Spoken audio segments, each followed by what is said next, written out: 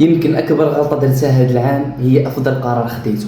خرجت من المدينه اللي تزاديت فيها، خليت الدار صحابي وكل شيء اللي كان مريح، وجيت لمدينه اخرى باش نلقى راسي كنصايب القهوه.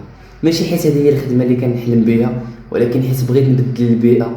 بعض المرات اكبر عدو ديالك ماشي الفشل، اكبر عدو ديالك هو الراحه.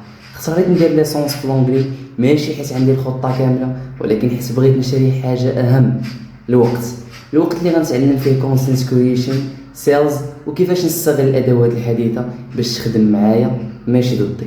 ويمكن من بعد شهر نبدل رايي، ومن بعد عام يقدر يكون ما عنديش وعد انني غنبقى في نفس المجال. عندي وعد واحد: اي معلومه تنفع غنطبقها ونشاركها. وهذا الشيء عادي، حيت اسوء قرار ماشي انك تبدل الطريق، اسوء قرار هو تبقى واقف حتى تلقى الخطه الكامله. بديت نوثق هذه الرحله من الصفر، يمكن ننجح ويمكن نغلط، ولكن على الاقل غادي يكون عندي قصه حقيقيه نحكيها. اذا عندك اي انتقاد كتبوا لي، يمكن هو اللي غيخلي الريل الجاي يكون احسن من هذا الريل. الى هنا السلام عليكم.